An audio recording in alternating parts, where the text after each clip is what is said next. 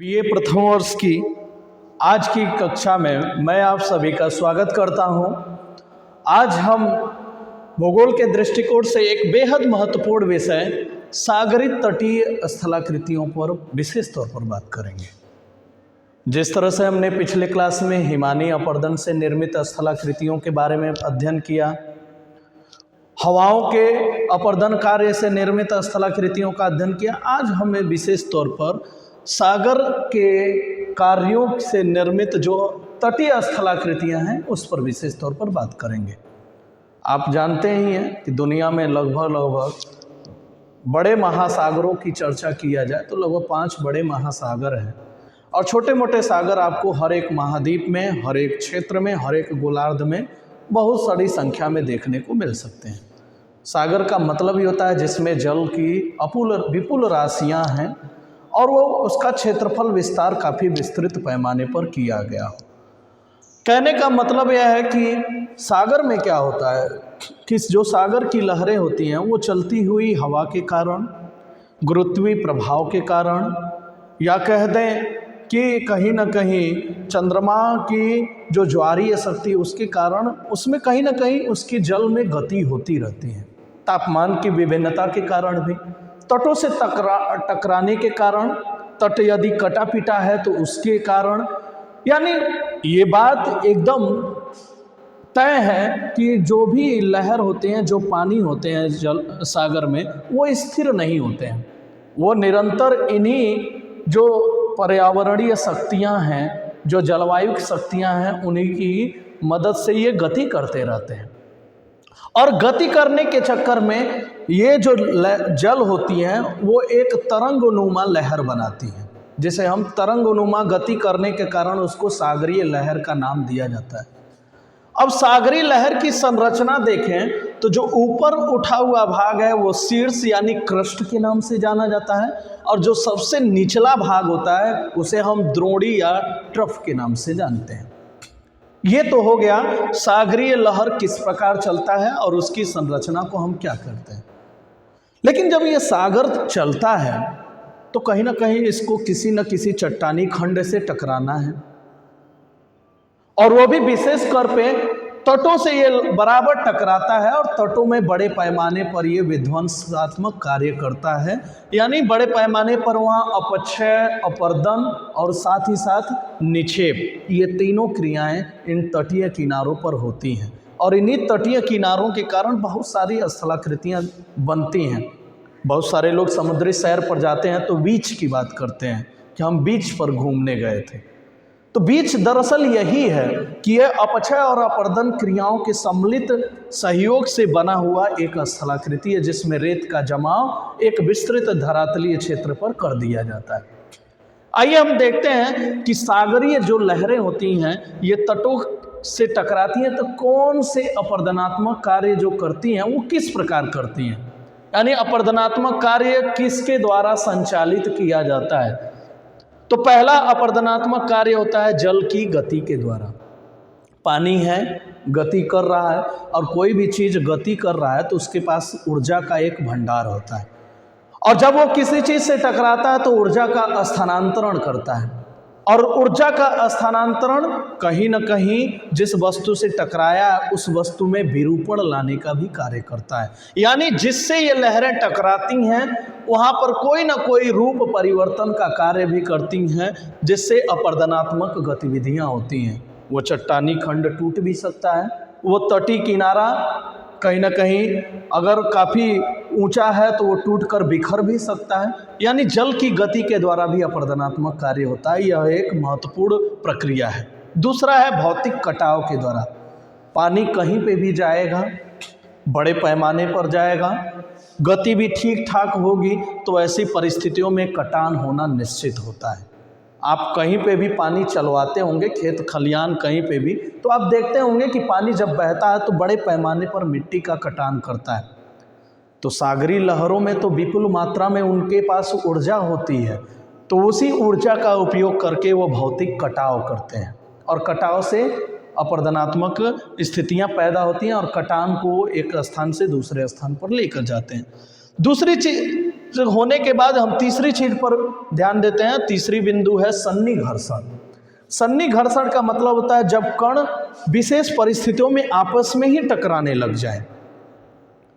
रगड़ खाना एक अलग मसला है, लेकिन आपस में जो टूटा हुआ कण है वही आपस में टकराए, तो आपस में टकरा कर क्या होते हैं, वो धीरे धीरे छोटे छोटे और कणों में टूट जाते हैं। तो इस सन्नी घर्षण का मतलब ये होता है कि आपस में टकराव के द्वारा, यानी आपसी टकराव से जो टूट फूट होती है उस अपर्दन कार्य को हम सन्नी घर्षण अपर्दन बोलते हैं। और चौथा जो बिंदु है वो है घोलीकरण। आपको ये मालूम होगा कि जल दुनिया का सर्वश्रेष्ठ विलायक माना जाता है। जल हर एक पृथ्वी पर मौजूद जो तत्व है उससे रासायनिक अभिक्रिया करने में सक्षम है। अपवादों को अगर नज़रअंदाज कर दिया भी जाए तो जल के बारे में ये तो कहा जा सकता है कि यह दुनिया का सर्वश्रेष्ठ विलायक है, और ये हर एक जो धरातल पर मौजूद रासायनिक तत्व हैं या रसायन है या कोई भी पदार्थ है उससे ये अभिक्रिया कर लेता है। और जब अभिक्रिया करता है तो वैसी ही क्रिया मृदा में होती है। मृदा में भी आप जानते हैं विभिन्न प्रकार के खनिज तत्वों का एक संगठन होता है, ये समूह होता है। तो उसमें जिससे जल जिस प्रकार से अभिक्रिया करता है, तो अभिक्रिया करने का मतलब ही है कि उस चट्टानी खंडों में टूट फूट की क्रिया होनी तय है। और जब कोई चट्टान टूटेगा तो पानी उसको बहा कर ले जाने में सक्षम है, और दरअसल बहा कर ले जाना ही अपर्दनात्मक कार्य है। पांचवा है जलदाब क्रिया। पानी किसी तट से टकराया, उस तट में कुछ उसको छिद्र मिले या दरारें मिले, पानी उसमें भर जाता है, और भरने के बाद वो एक दबाव क्रिएट करता है, और इसी दबाव वाले माहौल में वो चट्टानी खंड धीरे धीरे फैल कर टूटने के लिए प्रोत्साहित हो जाता है। और जब ये टूट जाता है तो इस भरे पूरे माहौल में ये टूटा हुआ चट्टानी खंड जल के द्वारा एक स्थान से दूसरे स्थान पर स्थानांतरित किया जाता है। यानी सागरीय जल के अपर्दनात्मक कार्य में मिला जुला स्वरूप देखा जाए तो ये 5 अपर्दनात्मक कार्य हैं जिसकी मैंने व्याख्या अभी फिलहाल की है। अब जब ये अपर्दन कार्य होता है, चट्टानी खंड एक स्थान से दूसरे स्थान पर टूटकर बिखर के जल के साथ बहा ली जाती है, तो जहाँ से बहा कर ले जाई जाती है वहाँ पर अपर्दनात्मक स्थलाकृतियों का निर्माण होता है।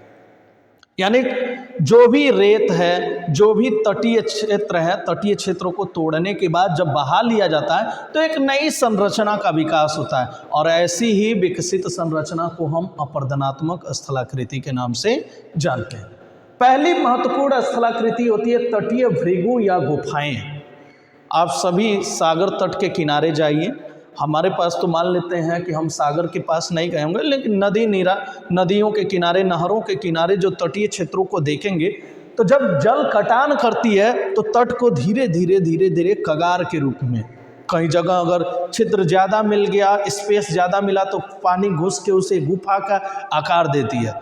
तो जब यही तट एक कगार के जैसा, एक गुफा के जैसा बन जाता है तो इसे हम तटीय भृगु या गुफाएं बोलते हैं। इंग्लिश में इसको सी क्लिफ एंड केव्स के नाम से जाना जाता है।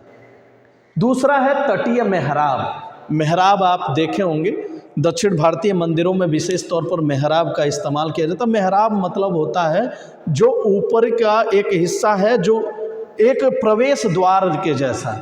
मेहराब का मतलब होता है शादियों के सीजन में आप देखते होंगे कि जगह जगह पर स्वागत के लिए मेहराब बनाए जाते हैं।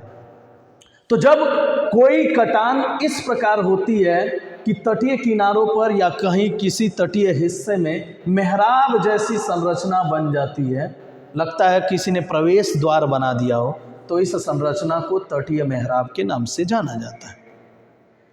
लेकिन जब यही तटीय मेहराब के रूप में न होकर बल्कि एक पिलर के रूप में, एक स्तंभों के रूप में आकार ले लेता है तो इसको हम तटीय स्तंभ के नाम से जानते हैं। यानी अपर्दनात्मक स्थलाकृति की इस कड़ी में तीसरा महत्वपूर्ण जो कड़ी है वो तटीय स्तंभ की है, जिसमें एक खड़ी पिलर जैसी संरचना बनती है। अक्सर आप देखेंगे सागर तटों में घूमेंगे तो आपको ऐसी स्थलाकृतियां देखने को मिलेंगी। चौथी जो है उगलते छिद्र। कभी क्या होता है कि पानी तटों से जब टकराता है तो जगह जगह दरारों में वो पानी प्रवेश कर जाता है, और उसी पानी में प्रवेश करने के दौरान वो अपर्दनात्मक गतिविधियां संचालित करता है। और जैसे ही वो पानी अपर्दन कार्य करते करते जब उसको पूरा का पूरा उसको छेद कर बाहर निकलता है तो ऐसा लगता है कि पानी किसी ने उछाल कर फेंका हो, या पानी ऐसा लगता है कि पानी कहीं से उछल कर गिर रहा है।